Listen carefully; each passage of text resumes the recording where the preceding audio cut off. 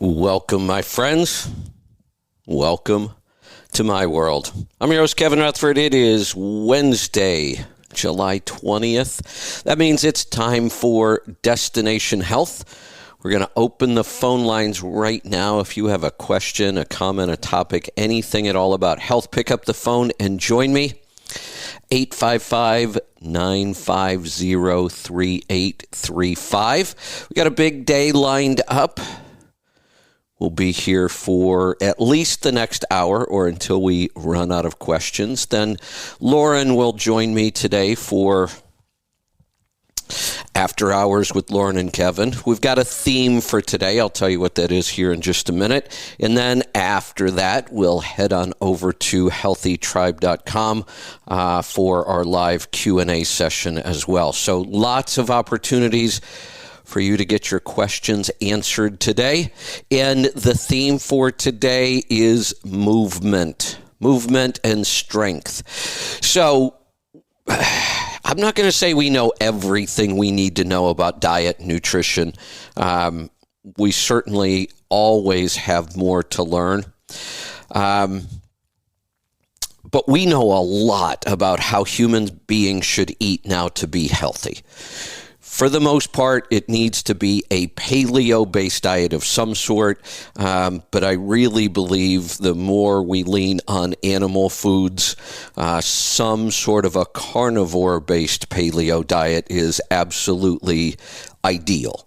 So fermented carnivore, little bit of fruit, lots of seafood and organ meats, and we know that that solves all kinds of health issues. But not everything. There is still more we need to do if we want to be optimally healthy.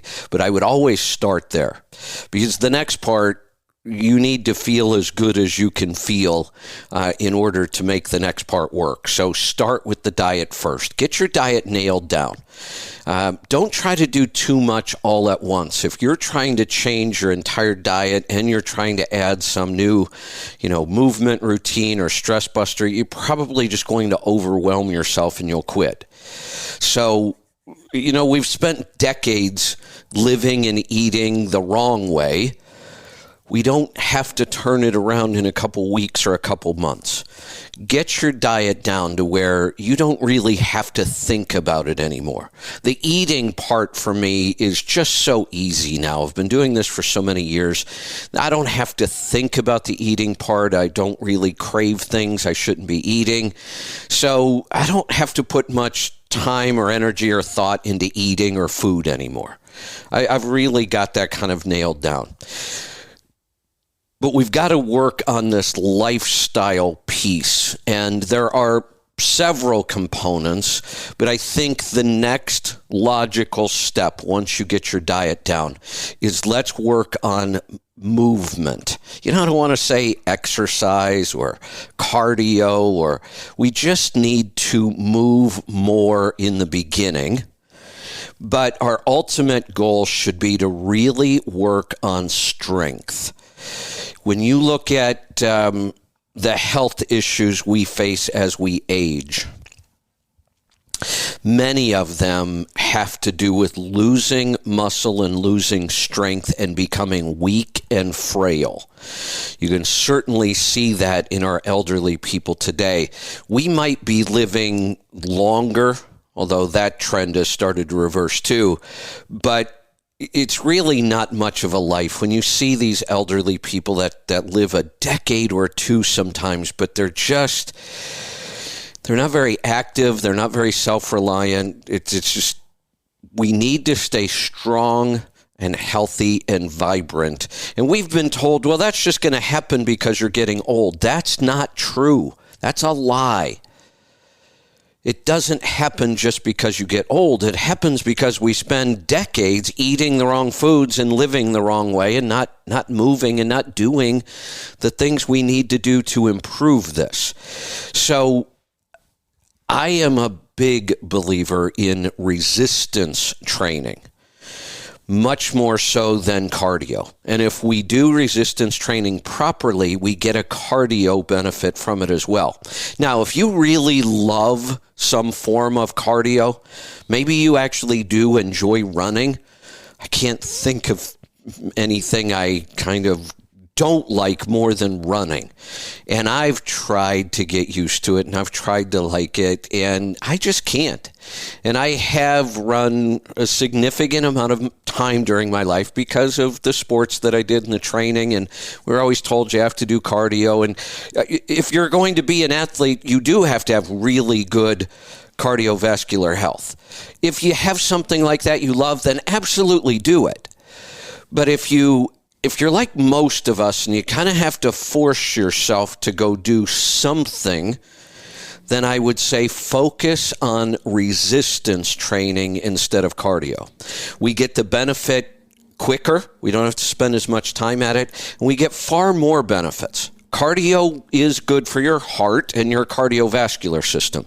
It's not doing much for your muscles. A little bit. But why not get the maximum benefit from our time? And that would be doing resistance training. And I have to say, I am more and more excited all the time about the X3 bar and the workouts I've created. Actually, we're tweaking some now. And really making some improvements on that routine. I just lost my train of thought. I was watching something outside. I should probably pay attention to what I'm talking about. Actually, I was thanking my garbage man. I forgot to put the trash out this morning. I got so... but he stopped, he looked, he could see the cans were up by the house, and he actually walked up and got him. What a great guy. So, back to what I was talking about. Strength training, resistance training. We get a lot of benefits from this, and we can do it in a short amount of time. And the X3 bar is just incredible. I am just blown away by the kind of results I'm getting in such a short amount of time. And I'm back to really working out. I'm not missing days, and I'm just loving it. I mean, the benefits are incredible. I have tweaked the workout somewhat. I've developed a 3-day workout instead of 3 different workouts instead of 2 different workouts. So before we were kind of doing push, pull, and we threw legs in on both of those days. And I looked at that and thought, you know what? We could make an improvement here, big improvement, I think. So now it's 3 days. So I've push, pull, and then core, which is kind of your middle stomach, obliques, back, lower back muscles, your core. We do core and legs on that 3rd day. So I took legs out of the other 2 days and added in some core workouts. And now it's a 3-day workout. So if you were starting on Monday, you could do push on Monday, pull on Tuesday, legs and core on Wednesday. Then I would say if you're going to do a workout like this, a 3-day workout, you have several options on how you could do this. You could do 3 days on and then take 1 day off and then go back to your 3 days again. That's one option. You could do 6 days straight and then take a day or 2 off, depending on how you feel. If you wanted to get the maximum results without overtraining, you could do that by working out every single day with this, not taking any days off. And you know, at some point, if you just feel like taking a day off, well, then take a day off. But you could work out continuously every day with this setup and not overtrain. because we're giving each muscle up to 72 hours rest in between working it out again. So if you absolutely wanted to get the maximum benefits from this, you could do this 3-day routine and not take any days off, and you still won't overtrain. Pretty incredible. There are some other benefits I want to talk about with exercise. I'm going to hold off some of this till Lauren joins me later. A couple things we're learning, though. A lot of this is pretty new science.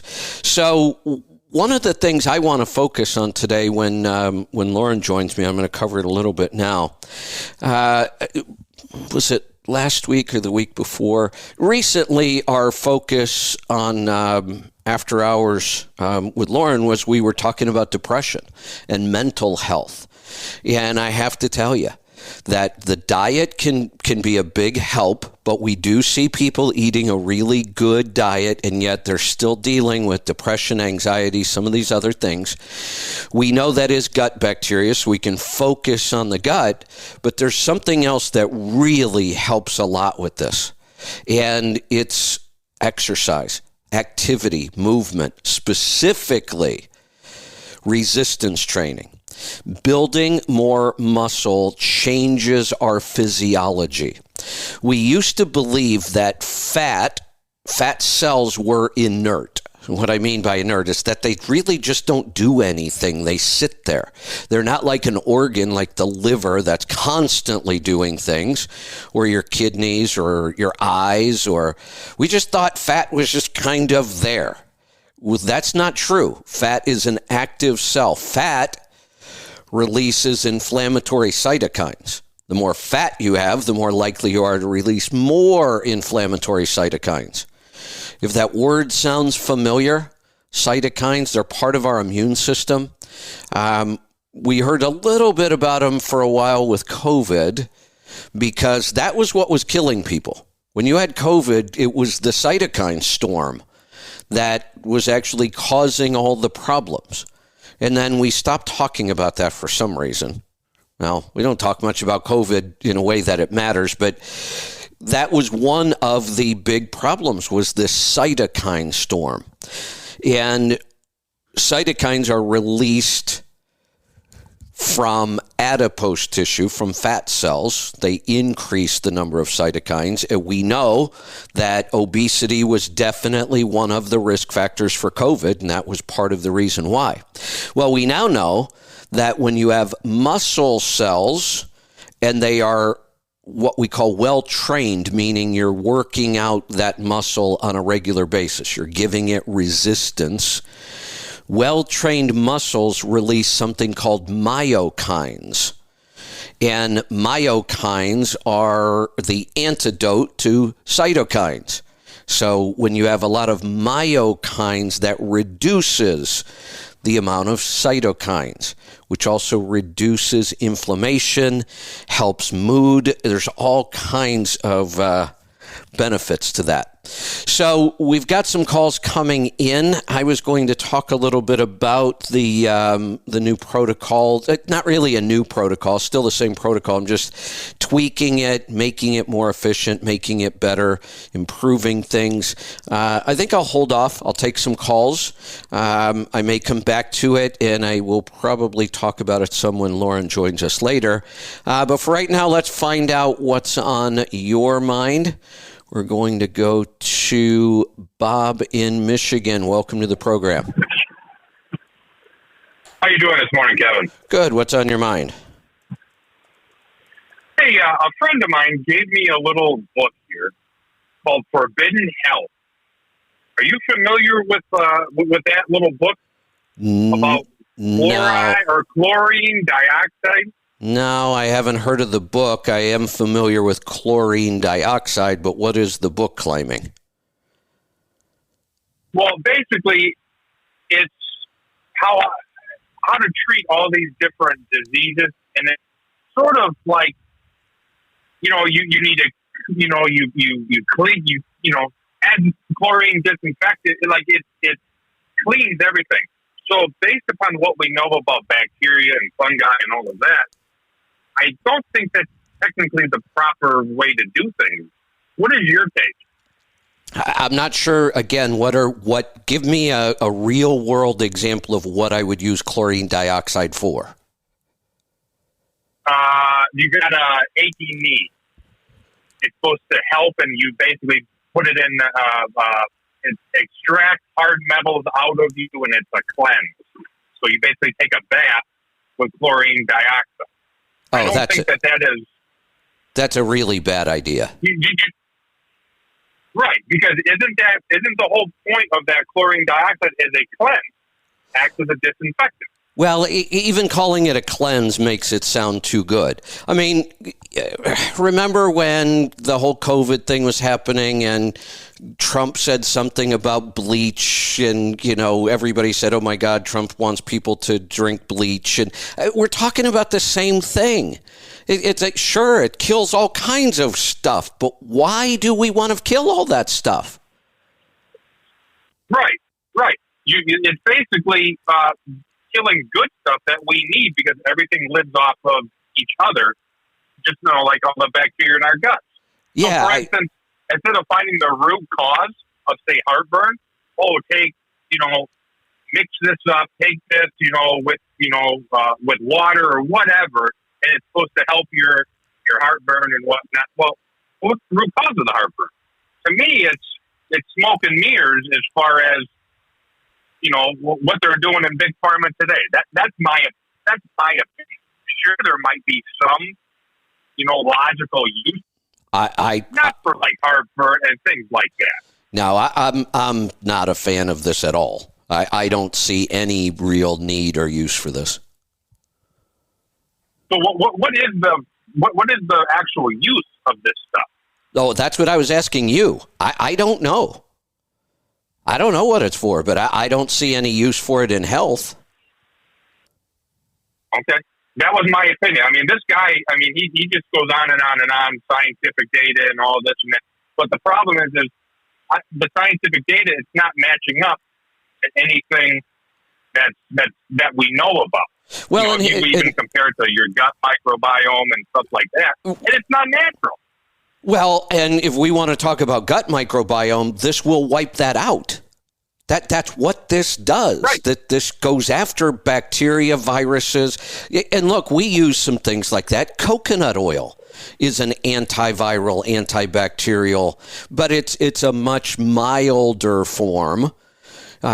We have stronger forms that we do use sometimes in detox protocols, things like oil of oregano, but we're really careful about them and we use them in very targeted, specific circumstances. Even this is just too harsh for even that. I mean, I can't think of a targeted situation where I would want to use this. It's just too harsh. Okay.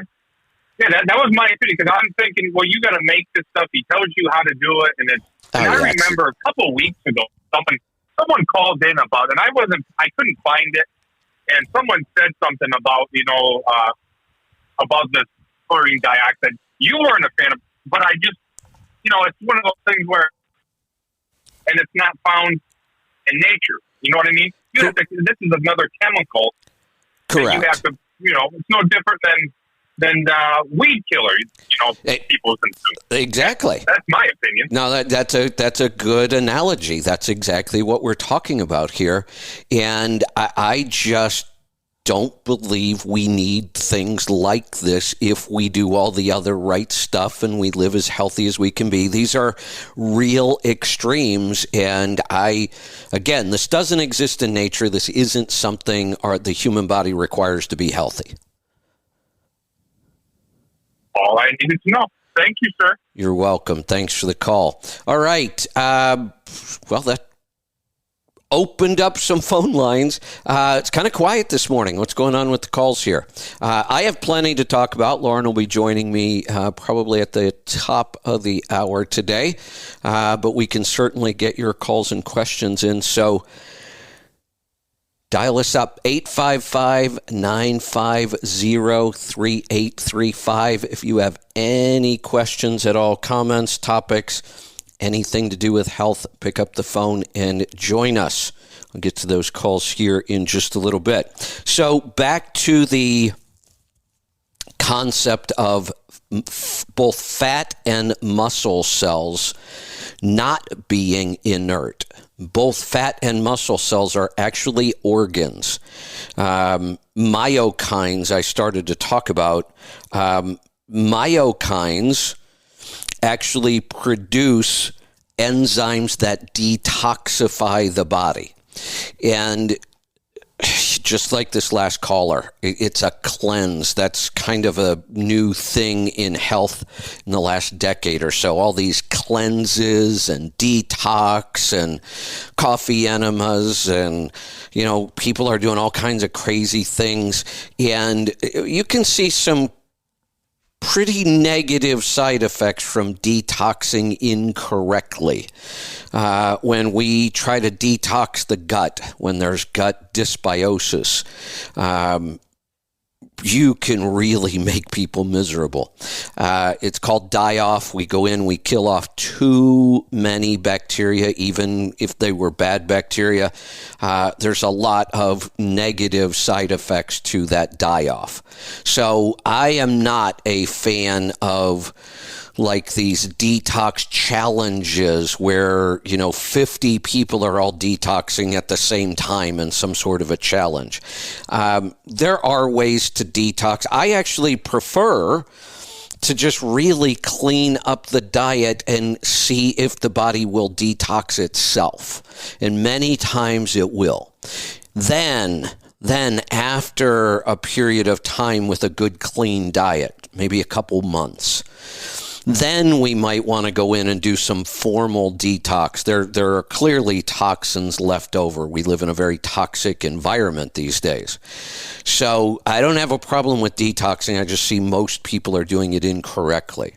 One of the things we'll talk about is the protocol and the detoxing effects of the protocol, and why those work better, and you won't get all of those negative side effects. Let's grab another call here. Lines are open. Jump in and join us. We're going to head off to Michigan. Brad, welcome to the program.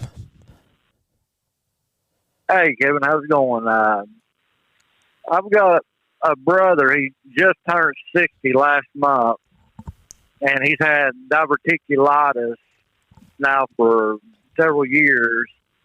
And just 2 weeks ago, he had a stroke, and one of his arteries is like 50% blocked. Luckily, the stroke wasn't bad.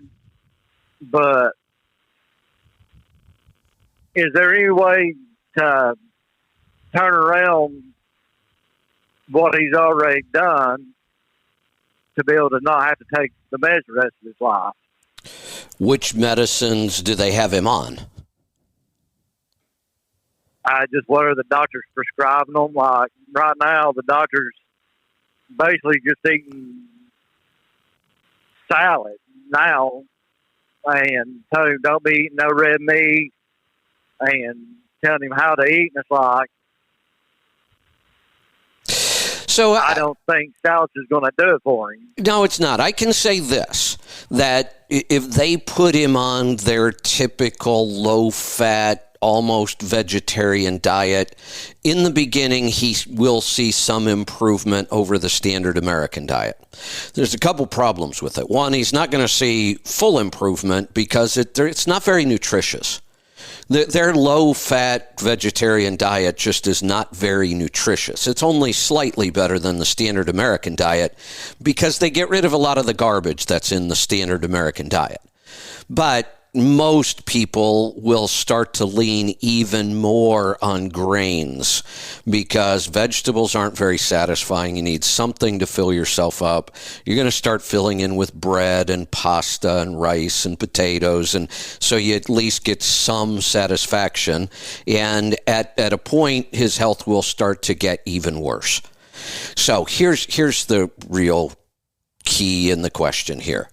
We know that when you live the standard American lifestyle and the standard American diet, you go to the standard American doctors and they give you the standard American drugs, you're going to get the standard American diseases and you're going to die the standard American death. So the question here is he willing to make radical changes in the way he eats and lives? And if he is, all of this can be improved. And if he isn't, then he might as well just stick with the doctors and do what they tell him to do.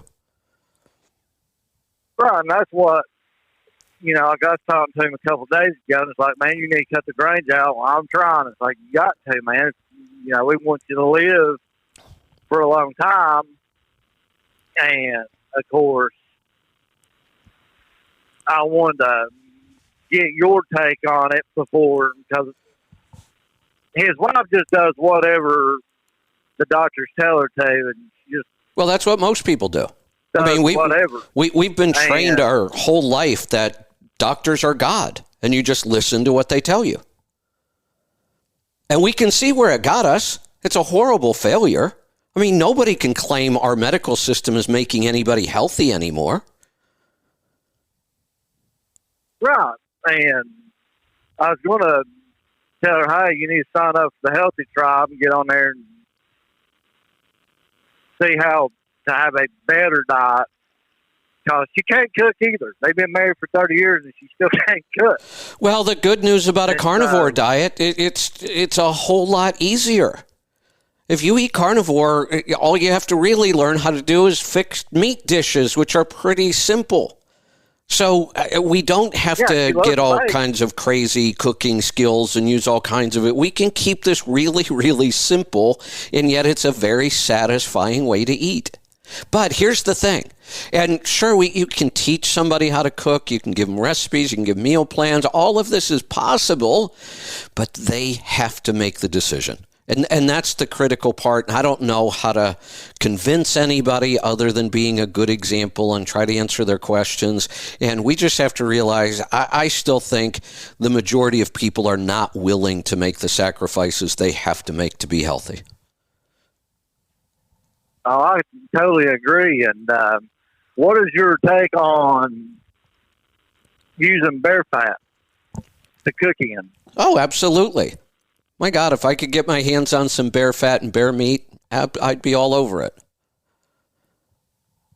That's some good stuff. Yeah, it is. Especially smoker, bear steaks. I mean, it's all good stuff. Yeah, that's people will just look at you funny when you tell them that. That's the thing. Why is it totally normal and acceptable to eat a cow, a chicken, or a pig? But talk to somebody about eating a llama or a coyote what's the difference? They're just animals. It's just we got used to eating these animals. You can eat any animal. Every animal on the planet is edible. Oh, yeah, and I've got renters in my rental house, and the kids, they hadn't never had deer meat before, and we've cooked them roast and steaks and everything else this year. And they're like, man, this stuff is good. Yeah. I didn't know deer was such a good taste to me. And it's like, if it's cooked right and it's prepared right. Yeah, one of the things I've been eating quite a bit lately, I've always loved lamb. And, lamb isn't a really popular meat in the U.S., but we eat lamb. I mean, it's not hard to find. You go to the grocery store, you can find lamb chops, you can find a leg of lamb. We don't think it's weird, but we don't eat a lot of it. But lamb is just baby sheep. And then after it's a year old, we would call it hogget, which I've never even heard that term till I started studying this. So obviously we don't eat much hogget in this country. It's not very popular. And after 2 years old, we would refer to the meat of a sheep as mutton. So when we eat sheep, we actually have 3 different words for it. Lamb when it's a baby, hogget when it's between 1 and 2 years old, and mutton when it's over 2. We eat almost no mutton in this country, and yet it's really good. Mutton neck. I'm like obsessed with this now. The meat off the mutton neck is so good, but we just don't eat a lot of this stuff. We somehow get all weird about it. Look, an animal's an animal. If you're willing to eat one, I don't understand why you think eating another animal is weird. I don't either. And like a lot of these foods and recipes you're talking about, they are on the Healthy Tribe, correct? Yeah, we try to post, Lauren puts meals and recipes up occasionally. I try to put mine up there. We want to do more of that, but also the members can do it too. I mean, anybody can put up recipes and ideas and links, and that's what the whole site's all about. Right. I'm on the Trucking Tribe, and I haven't subscribed to the Healthy Tribe yet, but I've been working on getting around to it, if that makes any sense. Yeah, it does. And you can always recommend, again, the hardest thing about this is we do these things. We eat a different way. We try these things. We see the results. And most human beings, when they get results like that on something so important, the first thing they want to do is share it with other people. That's just human nature. That's a good thing. But it can be really, really frustrating. People, we've all been told all our lives all these different things about how we're supposed to eat. It's always changing. Nothing seems to work half the time anyway. And people just get frustrated with this stuff. And then they just default to eating whatever. Just eat whatever, fast food, whatever's easy and convenient, because nothing seems to matter anyway, but it does matter. It's really frustrating because we want to share this with people, and yet we just can't force it on them. Right. I mean, for me, I ain't been doing it long, but in a short period of time that I've been doing it, I cut out the sodas, cut out the grains, and got to water and eating meats and vegetables.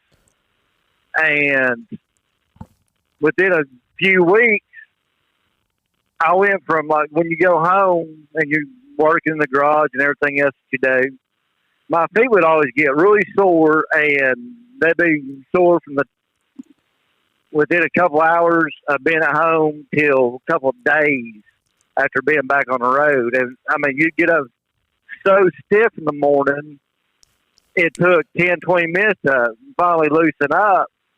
Now, it don't affect me at all. I mean, that was just in a couple of weeks' time. Isn't that crazy? It's like, I never knew that all that sugar and grains was having that kind of impact on my body. And I'm not even 40 yet. You know why? We don't realize that sugar and grains cause us all those problems and pain. The reason we don't understand that is because we have eaten them every single day of our lives.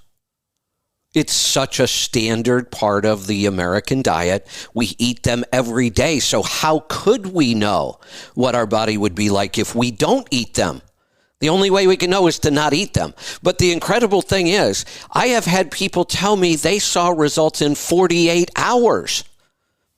Oh, I believe it. And I mean, you're right. I grew up on biscuits every morning and either cornbread or biscuits every night with either mashed potatoes, fried potatoes. There's some kind of tater on the table every night for dinner. I mean, that was the way we grew up. But we had real meat. You know, there wasn't no hamburger helper stuff. I mean, how old are you? 39. Okay.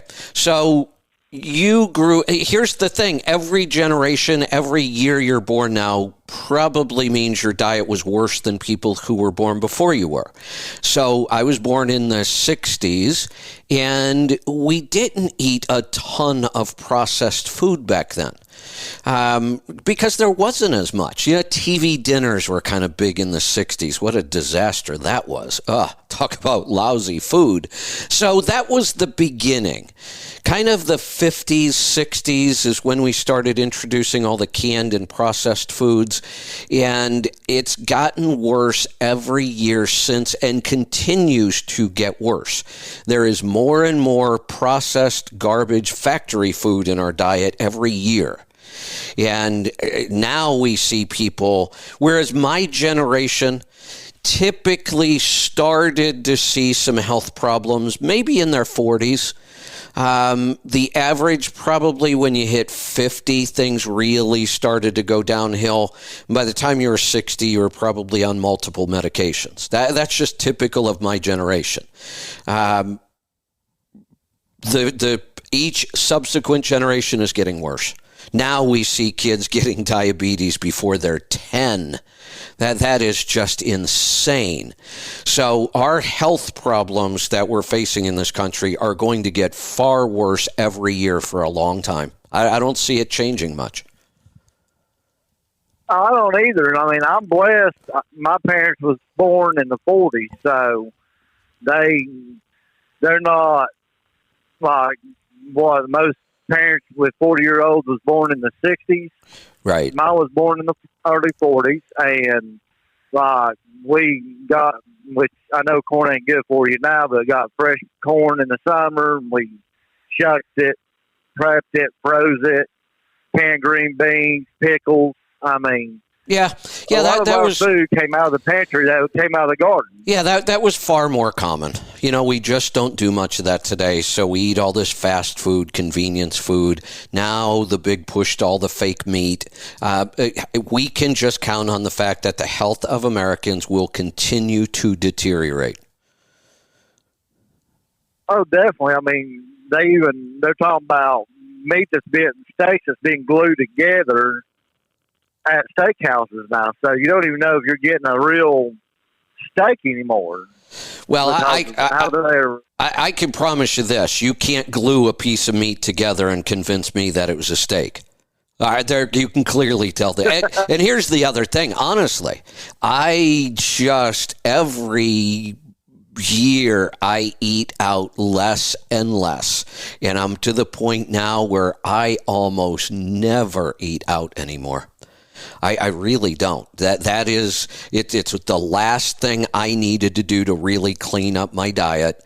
I don't eat factory meat anymore, and I don't eat out anymore. Very, very seldom. I mean, it may happen once in a great while, but it's pretty rare. Honestly, the last time I ate food that came from a restaurant was probably 3 months ago.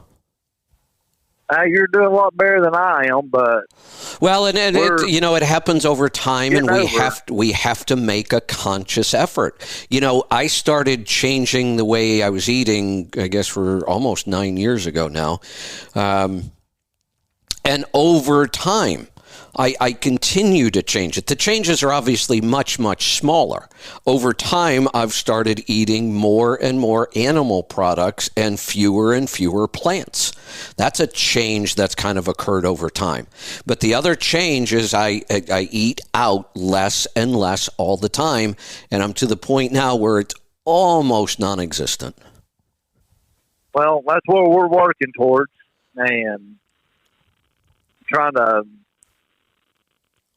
basically lose as much weight as possible. And I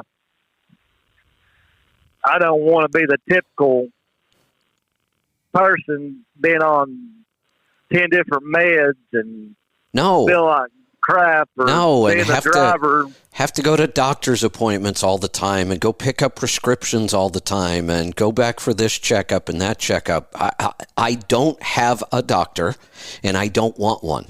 I've never really had a doctor as an adult. There just has never been a doctor where I could say, that's my doctor and that's who I go to. I just don't go very often. If I need medical care, it's probably going to be the emergency room. Because that's about the only reason I'm going for medical care. Just about everything else I can take care of myself. And I love our system for emergency care. I think they're absolutely amazing.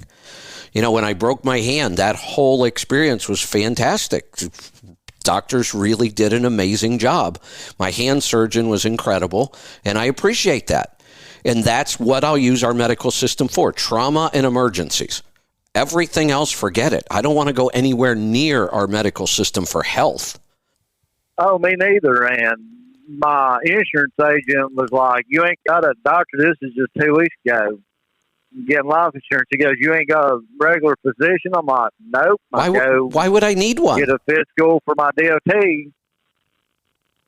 exactly. I mean, my blood pressure used to be high, but now it's back in normal range, and Exactly. all my nerves are looking good. I still got a high glucose level in my blood for some reason, though it doesn't make any sense. But Well, it could take time. everything else It could take time. good. What that tells us is you were pretty insulin resistant. So even small amounts of sugar can send your blood sugar high because your body is resistant to the insulin that's trying to bring it down. And insulin resistance will resolve itself over time.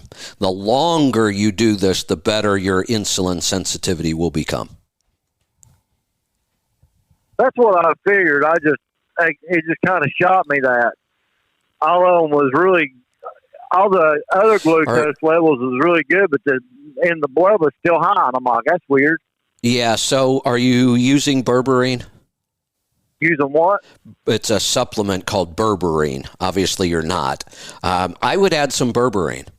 So berberine is a simple, what we call kind of a single molecule supplement. Berberine comes from a berry. You can actually buy the berries dried, and you could just eat the berries too. You'd get berberine that way. I don't think they hold well or ship well. I've never seen a fresh, and I forget the name of the berry. I've never seen them fresh. I have seen them dried, but dried fruit and dried berries are pretty high in sugar, so you want to avoid those. So you just take the supplement. We have it in the store. Berberine, I mean, we have tons of scientific evidence. When somebody is first diagnosed as diabetic, the first drug they give them is metformin. And metformin lowers blood sugar. And it works, there's no doubt. We thought it was one of those drugs that didn't have a lot of really nasty side effects, so it was not a horrible drug. Turns out, though, that much of our supply of metformin over the years has been contaminated somehow. It was actually causing cancer, of all things. But there is tons of scientific evidence that shows berberine, which is nothing but a supplement, lowers blood sugar as effectively as metformin, and sometimes even better. Oh, that's good. I'll have to get on there and try it, because I would like to get that lowered down. I had no idea that I was probably that close to being diabetic. Oh, no, you are diabetic. You were diabetic. I can promise you. You weren't close. You were diabetic. Right, we have a very hard time diagnosing diabetes properly in this country. It takes us about 10 years longer than it should. So when they tell you you're pre-diabetic, no, you're diabetic. If they tell you your blood sugar is starting to go high, you were probably diabetic already. We just haven't seen the results yet. That's not good.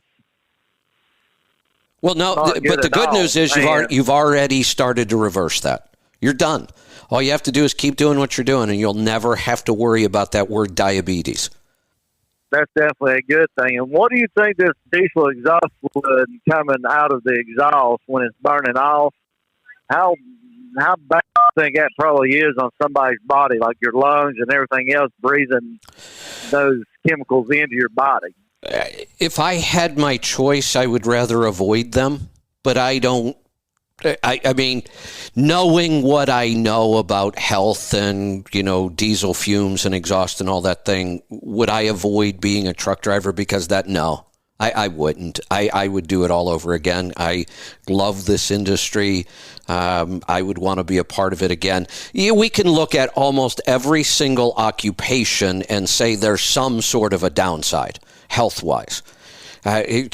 Being exposed to diesel fuel and fumes and now DEF, clearly it's not going to add to our health, and it's probably going to take away some, but almost every occupation is going to have something like that. So, try not to breathe it in as much as possible, but I wouldn't avoid the occupation because of it. Oh, I wouldn't either. Our father, he passed away at 52 with pancreatic cancer, and he was a janitor. And I'm thinking a lot of the chemicals that he worked in, it didn't help. It didn't help. Yeah, there's no doubt. All those chemicals, and when cancer is involved, that's usually going to be an environmental toxin, although cancer is a metabolic disease as well. So our diet, forget all the toxins and all that other stuff, our diet heavy in grains and sugar makes us more susceptible to cancer. Then I didn't. That's a lot of stuff that, one, we wasn't ever taught, and they don't know. And it's kind of like, for me, it's like, why are you taking advice from somebody who's generally overweight, not in shape, and because that's probably how smokes like a freight train? That's how we were all raised. We were all raised that doctors are God, and you just do what they say. Yeah, it's mind-boggling. It is. And hopefully, I say hopefully, but I really don't have much hope we're ever going to make much of a change in that in the general population. But if I can change one person at a time, I'm happy, because you've experienced it. I can honestly say that of all the things I've learned in my almost 60 years on the planet, all the things I've discovered, whether it's about health or money or whatever it might be, I can honestly say the single most important thing I learned is about how to eat right. Nothing else even comes close. Oh, man. It's just like my sister-in-law. She came over to the house, and we was cooking bear backstrap. And this is before we changed our diet, and we was cooking fried taters. And she's like, I don't know, because, we're cooking all this in bear fat. That's right. She's like, I don't know about this. That's right. And she ate it, and she goes, man, I was expecting stomach problems. Every time I eat potatoes, my stomach's tore up. Anytime I eat greasy food, it's tore up. She goes, I didn't have no heartburn. I didn't have no stomach issues. Well, one of the things, wasn't cooking in all those oils. One of the differences when she talks about having fatty foods, she's having poor quality fatty foods, and they're cooked in all the wrong fats. You're cooking in a natural animal fat, which is excellent, and it tastes good. I can remember one of my favorite things about food was when I would go camping. And it was just kind of this tradition when we used to go camping at places so we could get up early in the morning, go water skiing, and spend the weekend out by the lake in a tent. And one of the things I absolutely loved was breakfast, because the tradition was you're cooking breakfast over the fire outside. Food always tastes better outside. But you get that big old cast iron pan, and you start the bacon first. And you just load that pan up with enough bacon to feed everybody. And when you're done cooking the bacon, you might have an inch of bacon fat in that pan. And it stays in there. And everything else gets cooked in that bacon fat. The eggs, the potatoes, everything. And that is one of the best breakfasts I've ever eaten in my life. Eggs and bacon and potatoes outside on an open fire, you can't beat it. No, and I was one of those. I didn't, and that's my advice for everybody today. Just because you ain't never tried it, at least try it once, because every time my nephew talked about cooking in bear fat, I was just like, I don't know, man. I was cooking in butter. Oh, bear. And then he done it, and I'm like, man, that is good. And I was like, I said, you done screwed up now, because we're going to have to go bear hunting every year just to get the fat. That's right. The other fat that I absolutely love, one of my favorites, is duck fat. Duck fat is pretty incredible, too. Is it pretty easy to render? I've never rendered it myself from a duck, but it should be pretty simple, because almost all of the fat is attached to the skin.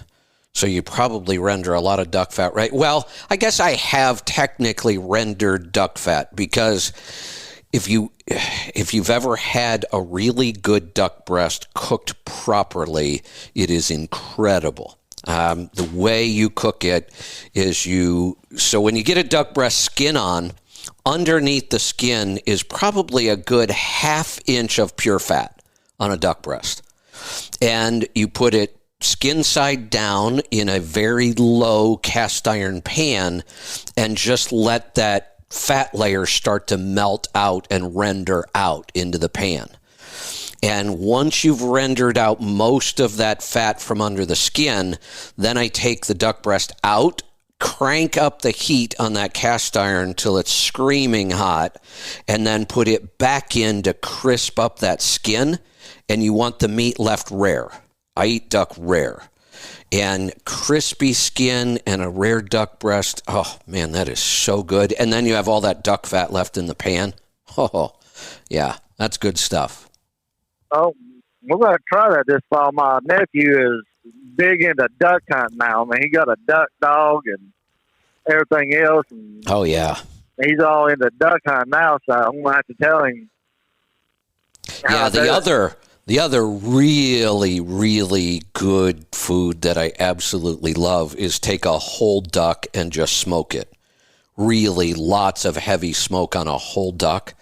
Oh, the meat is so good. Sometimes I have a place in Wisconsin that I can buy whole smoked ducks from. Sometimes I'll buy it from them just because it takes a while to do them. Let's see. All right, Brad, I appreciate it. You're welcome. I'm going to cut you loose. We are going to... we're going to end this show, and we'll start a new one for After Hours. So I've got one more call here on the line. I'm going to take that call. Then we're going to wrap up this show, and Lauren will be joining me at the top of the hour. And you can immediately start calling right back in with questions if you want. So let's go to Colorado. John, welcome to the program. Hey, Kevin. I got a question about Kratom. Okay. So this, here in my town where I live, I never ever seen this place before, but they got a Kratom bar. Okay. And you can go in that place and get a shot of that stuff, but they said you got to start out real slow, and what I'm wanting to try it for is my knee pain. Okay. What do you think? Oh, it's absolutely good for pain. There's no doubt about it. How is this chronic pain? Does this knee hurt you every day? Yeah. Okay. So here's what I would caution you about. Kratom, even though it's a totally natural substance, it comes from just one single tree, and all we do is take the leaf off that tree and dry it into a powder. Then you can make Kratom tea, or you can put it in a capsule and swallow the capsules.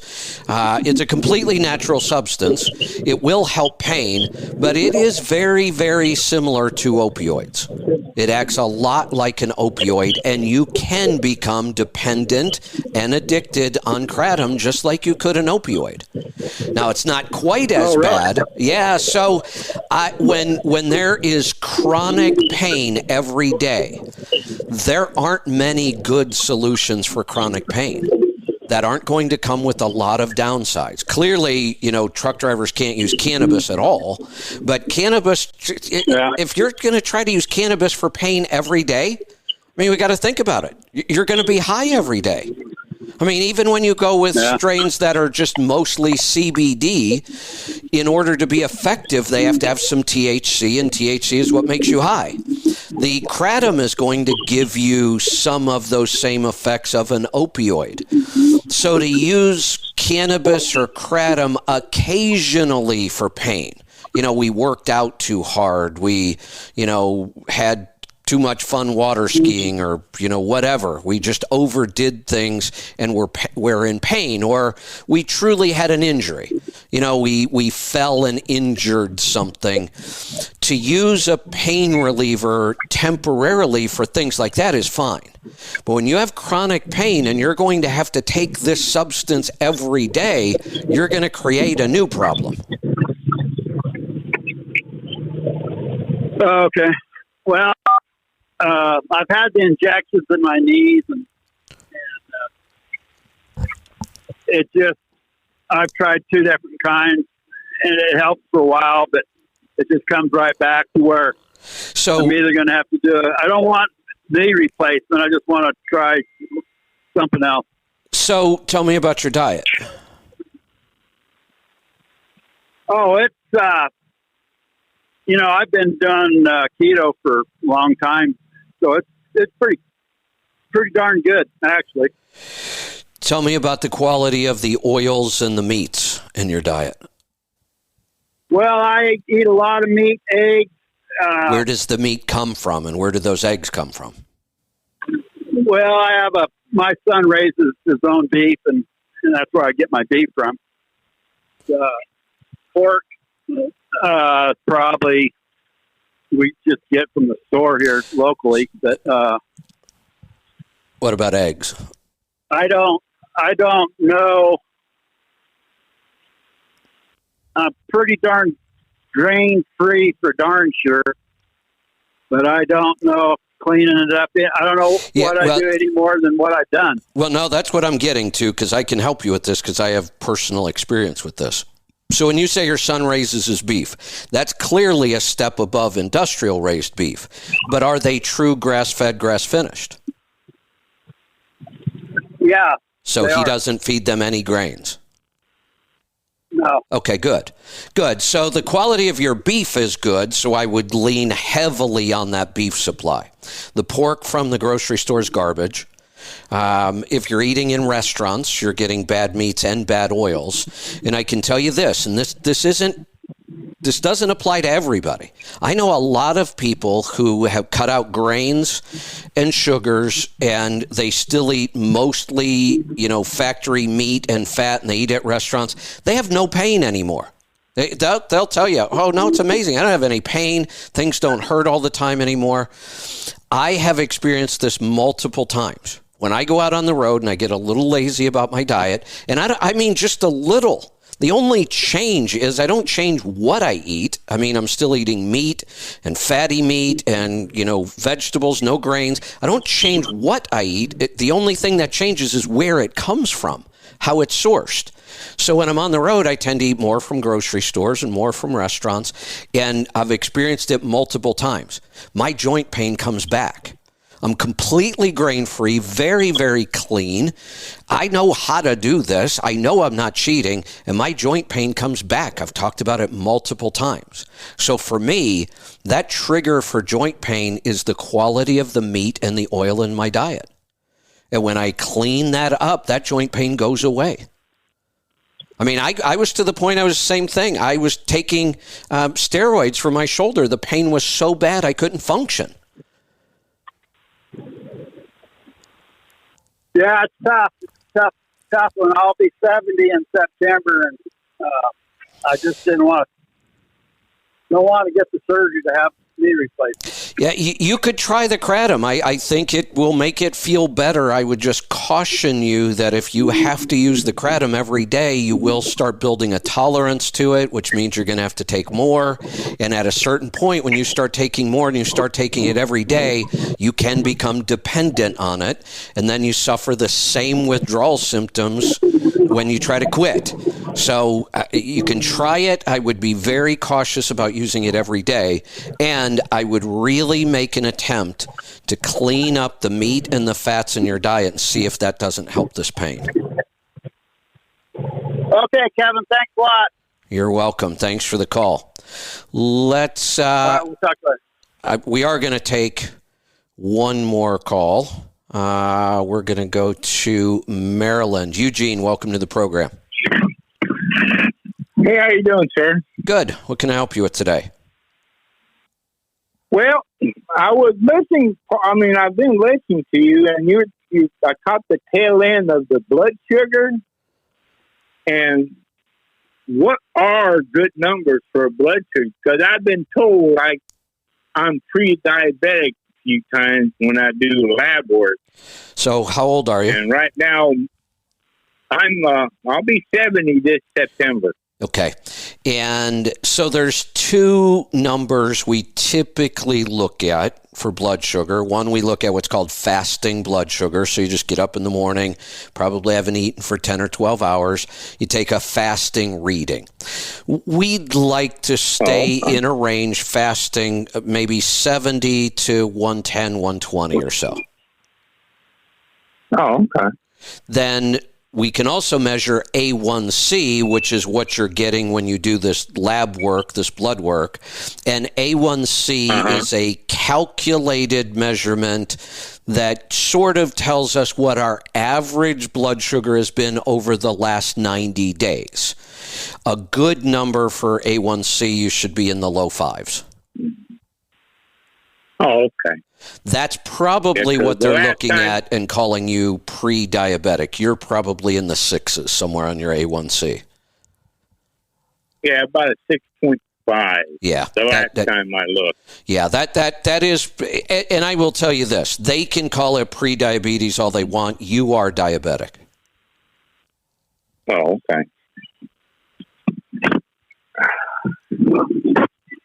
It's easy to fix. And I know you had talked about it. Huh? It's easy to fix. We do it every day.